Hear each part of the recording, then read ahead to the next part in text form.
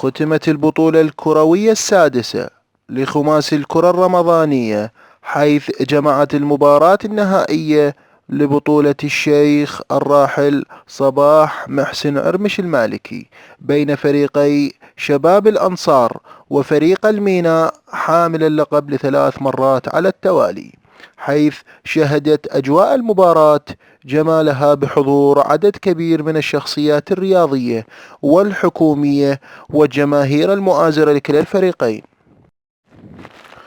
قبل بدء المباراة أقيمت مباراة ودية لرواد الكرة جمعت بين فريق رواد الثغر وفريق الغرافة، حيث انتهت المباراة بفوز رواد الثغر ب3 أهداف لهدفين.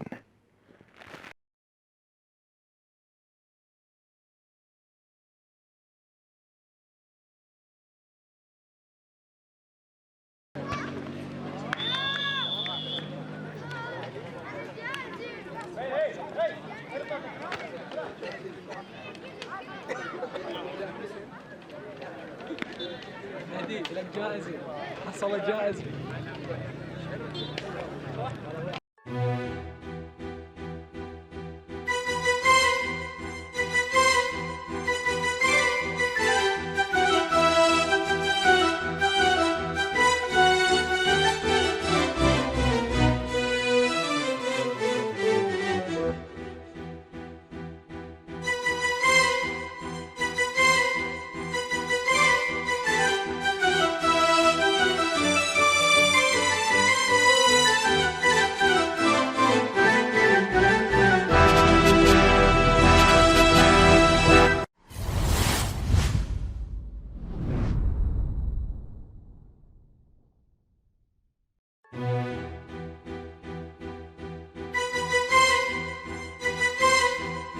كان تنظيم المباراة النهائية على مستوى عالي من الجمال، حيث أطلق الحكم صافرته ليعلن عن بدء المباراة، حيث قرأت سورة الفاتحة إلى روح الراحل الشيخ صباح محسن عرمش المالكي.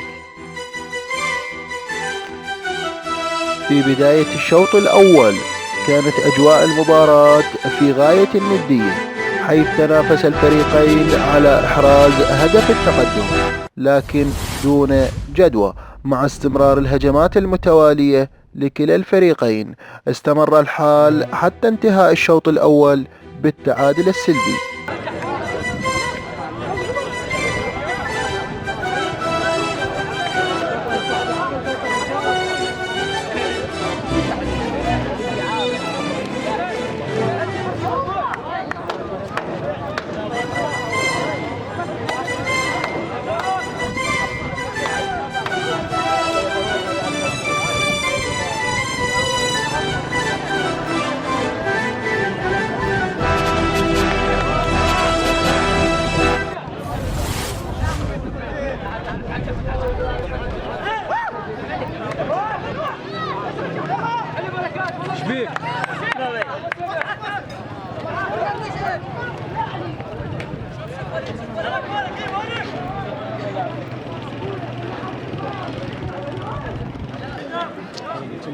ضربة واحدة علي خليهم يحتارون بيك بالطوارئ يكون صحيح يقول لك ضربة واحدة. انت اقول لك ضربة تعلم على الضربة وعلى صدق عافية.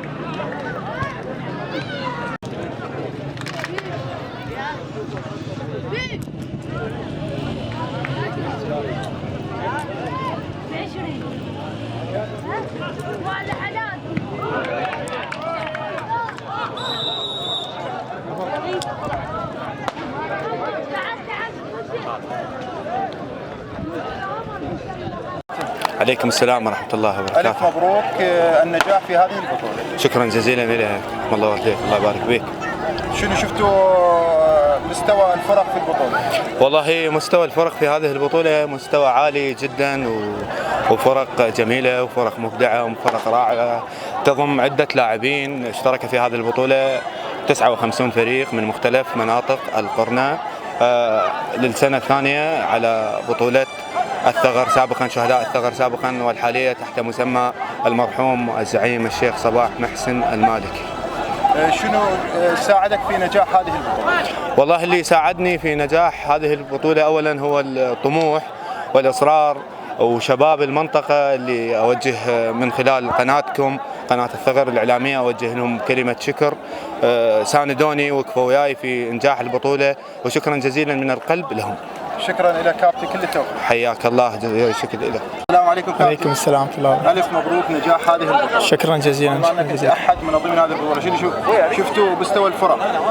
والله الحمد لله شكر مستوى الفرق مميزة، وخاصة في شهر رمضان تعدد الفرق صارت أكثر من تقريبا 65 فريق، وجميع الفرق مميزين من شباب الفريق متقدمين الفريق، حتى فرق براعم شاركت في هذه البطولة وفرق رواد مثل ما شفتوا المباراة اللي قبل قليل، والحمد لله وشكر يعني نجاح ان شاء الله. واجهتوا مشاكل صعوبات في تنظيم البطولة؟ والله هو في كل شيء يعني توجد مشاكل، ولكن حاولنا نتخطى هالمشاكل بأسهل الأمور، والحمد لله والشكر. بطولة أهم شيء نجاح البطولة، بطولة تليق بالشيخ صباح المالكي، وشكرا للمنظمين اللي نظموا هاي البطولة، وشكرا لحكام المباراة والأخوة الشباب المنظمين، والحمد لله والشكر. إن شاء الله ماكو مشاكل كرة القدم. شكرا، كل التوفيق لك. شكرا جزيلا لك عزيزي. كابتن ألف مبروك صعودكم لمباراة النهائية. الله يبارك فيك واشكر جهود قناة الثغر. الله يحفظك. كابتن شنو استعدادك اليوم للمباراة؟ والله احنا مستعدين كل الاستعداد، بس لكن الفريق كان راجع وما قدرنا نحصل فرصة. نحاول الشوط الثاني ان شاء الله نصحح الاخطاء. تحاولون بالشوط الثاني تقدمون ان شاء الله؟ ان شاء الله. او غيرتوا الخطط التكتيكات؟ ان شاء الله ان شاء الله عندنا خطة ننزل بها. كل التوفيق لك. السلام عليكم كابتن. وعليكم السلام. كل التوفيق لك صعودكم مباراة النهائية. أول شيء بسم الله الرحمن الرحيم، أهني فريق شباب الأنصار وفريقنا فريق الميناء إلى صعود مباراة نهائية التي شارك فيها البطولة 64 فريق. صعدنا مباراة كانت جيدة. الشوط الأول انتهى بتعادل السلبي، اللعب جيد تقريبا، فريقنا شوي مسيطر على اللعبة. تحاولون ترجعون بالشوط الثاني وتقدمون إن شاء الله. كل التوفيق لك كابتن. أشكرك. شكرا. أما في بداية الشوط الثاني فحمل من التغييرات والمفاجآت الكثير، حيث بدأت ملامح الاستسلام واضحة على وجوه لاعبي فريق شباب الأنصار، حيث استطاع جاسم محمد لاعب فريق الميناء على إحرازه الهدف الأول ليعلن تقدم فريق الميناء، وعاد مرة أخرى اللاعب جاسم محمد ليعلن تسجيل الهدف الثاني، وأصر اللاعب القدير باسم سلمان على تعزيز تقدم فريقه بتسجيله الهدف الثالث لينهي آمال فريق شباب الأنصار.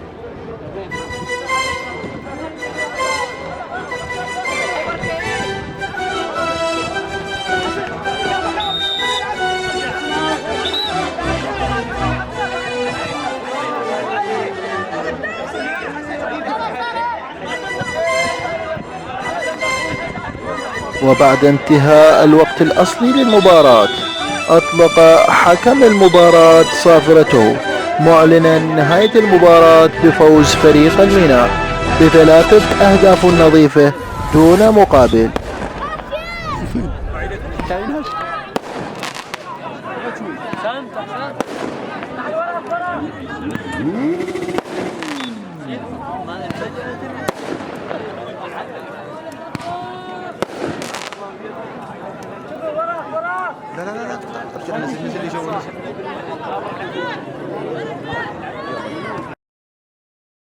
السلام ورحمة الله كابتن. هارد لك قدمتوا مباراة رائعة، شو شفت أداء فريقك؟ والله كابتن أداء الفريق الشوط الأول كان جيد، كان مدافع وكان فرص الخصم أن أكثر من عندنا. في الفراغات اللي صار الشوط الثاني لعبنا خطة هجومية فتلقينا الأهداف.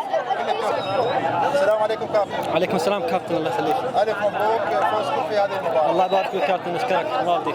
شنو شفت اداء فريقك؟ والله الحمد لله والشكر، ما قصروا الشباب، قدموا اداء رائع وانت شفت بعينك بعد. والفريق الخصم هم ما قصروا، فريق كان رائع يعني صعوبه هدفنا عليهم وحصلنا على اللقب. الف مبروك كابتن. الله يبارك فيك كابتن، اشكرك كابتن، الله يبارك فيك. السلام عليكم كابتن. السلام ورحمه الله. ارد لك اليوم اداء حلو قدمتوه بالمباراه رغم الخساره، شنو شفت اداء فريقك؟ والله الحمد لله والشكر، فريقنا ما قصروا، فريق المقابل قوي، وان شاء الله ماك فرق بيناتنا، احنا دوره رمضانيه مثل ما تقول، تونس بها وان شاء الله ماك فرق للجميع. كل التوفيق لك كابتن. الله يديك. السلام عليكم كابتن. وعليكم السلام ورحمه الله. الف مبروك فوزكم بالمباراه، شنو شفت اداء فريقك؟ الله يبارك فيك كابتن، والله الحمد لله والشكر، حققنا اللقب قدرنا نحافظ عليه، والله اداء اكثر من رائع لاعبينه، ومبروك لاعبين ذا الفوز، وهاردك للفريق الخصم وفريق الأجواء. كابتن شنو شفت مستوى تنظيم البطوله؟ والله تنظيم رائع من بدايه البطوله لحد مسك الختام، اكثر من رائع، وحالات اليوم الجمهور متعنا واستمتعنا بالمباراه. كل التوفيق لك كابتن. توفيق للجميع حبيبي. السلام عليكم كابتن. وعليكم السلام ورحمه الله. أردت لك كابتن قدمتوا مباراة رائعة، شنو أداء فريقكم رابعا؟ والله اداء فريقنا جدا جيد، واداء الفريق المقابل طبعا جيد جدا، وبينما هو يعني الفريقين هن للمنطقه نفسها يعني، واحنا فريق واحد. إن شاء الله كل التوفيق لك كابتن. مشكور. رئيس لجنة الشباب الثغر الكابتن خالد مازن.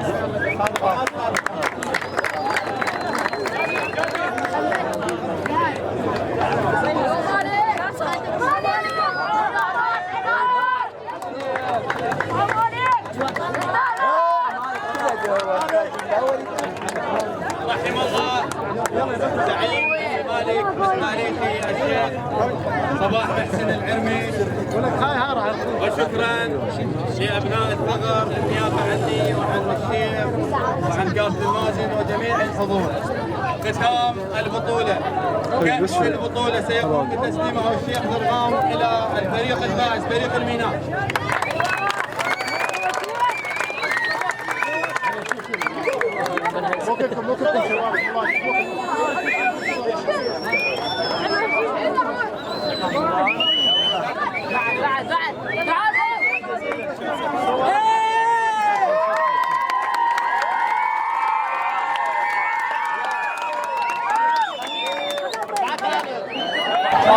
السلام عليكم شيخنا. عليكم السلام ورحمة الله، أهلا ومرحبا. أشكرك جزيل الشكر على دعمك للرياضة والرياضة. عفوا، واجبنا وأقل واجب اتجاه شبابنا وأخوتنا وأبناء قبيلتنا من فئة الشباب. رحم الله الشيخ الزعيم صباح عرمش المالكي، بما أنه هذه البطولة باسم الشيخ المرحوم، شنو الكلمة اللي تقدمها لمنظمين البطولة؟ طبعا كمبادرة ذاتية من لجنة ناحية الثغر المتمثلة بالأخ مازن، وأيضا جهود فردية للأخ حيدر منصور المالكي، ختمت هذا اليوم بطولة الزعيم الراحل الشيخ صباح المالكي، وهذا التفاتة ووفاء من إخواننا وشبابنا اتجاه عمهم والأب الراحل الشيخ صباح. ما نقدمه أو ما كنا لهم إلا الاحترام والتقدير، وهذا معروف في أعناقنا. رد لهم إن شاء الله في البطولات اللاحقة وأيضا المساهمات الرياضية، ونسعى لتمثيلهم في محافظة البصرة وباقي المحافظات المطالبة بأقل حقوقهم. تعهدنا اليوم أمام الجمهور وأمام إخواني أبناء بني مالك أنه أكون الناطق الرسمي باسم هذه الشريحة الطيبة من شباب بني مالك والعشائر الأخرى للمطالبة بملعب خاص بناحية الثغر خارج عن الضوابط، أنه الناحية مخصص لها كمدينة رياضية، لكن هذا الموضوع راح ياخذ وقت ويتأخر إلى سنوات إلى الأمام. فإحنا تكفلنا أنه نتابع الموضوع، ليس موضوع المدينة وإنما موضوع إنشاء ملعب خارج الضوابط، يكون هذا منفرد خاص بشباب مدينة منطقة حريبة أو ناحية الثغر، وهذا تبرع من عندنا، وإن شاء الله إحنا وياهم إلى غاية الإنجاز بإذن الله. الله يحفظك شيخ. الله يحفظكم. أنا في خدمتكم، شكرا لكم، شكرا جزيلا.